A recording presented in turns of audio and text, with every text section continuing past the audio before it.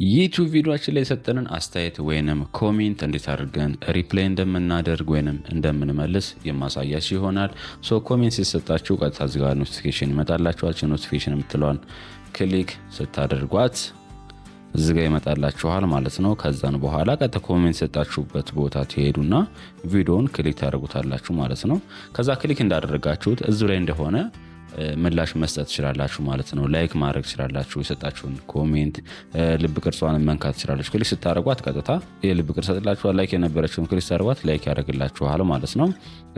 ሀሳብ መስጠት የምትፈልጉ ከሆነ እናንተ ሽኛውን ሪፕላይ የምትለዋን ትጫኑና ከዛም በኋላ እዚህ ጋር ሀሳባችሁን ጽፋችሁ ሪፕላይ የምትለዋን መጫን የሚጠበቅባችሁ ማለት ነው። አለበለዚያም ቀጥታ እዚህ ፕሮፋይሏን የቪዲዮ ፕሮፋይላችሁን ክሊክ ታደርጓትና ከዛም በኋላ ቪው ዩር ቻናል የምትለዋን ክሊክ ታደርጓታላችሁ። ከዛ ወደምትፈልጉት ቪዲዮ ትሄዳላችሁ ማለት ነው። ማለት እናንተ ኮሜንት ምላሽ መስጠት ወደምትፈልጉበት ማለት ነው። ለምሳሌ እኔ ቅድማን አሁን ያሳዩአችሁን እዚህኛው ቪዲዮ ላይ እንሰጠኝ እቺኛዋን ክሊክ ላድርጋትና ቪዲዮዬን ከዛ ወደ ታይ ዝቅ ልበል ሰጠኝ ኮሜንት ምን አለ የሚለው ብዙ ኮሜንቶች እንዲሁም በአንድ ላይ መመለስ የሚያመቻቸው እዚህ ላይ ነው።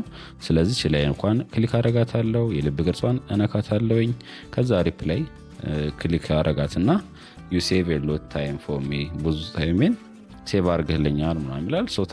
ታንክስ አመሰግናለሁ ኮሜንት ሰጣችሁ ማለት ነው። ከዛ ሪፕላይ የምትለውን ስትጫማት እንደምትመለከቱት ይኸው ወደ ሰውዬው ኮሜንቱ ይደርሰዋል ማለት ነው። በዚህ መንገድ ሰጣችሁትን ኮሜንት ሰጣችሁን አስተያየት ጥያቄም ሊሆን ይችላል። በዚህ መንገድ ምላሻችሁን መስጠት ትችላላችሁ። እንደዚህ አይነት ቲፕ እንዲደርሳችሁ ፕሊዝ ሰብስክራይብ ማድረግ እንዳይረሳ ቻናሉን፣ እንዲሁም ቪዲዮውን ላይክ አድርጉት። ጉድባይ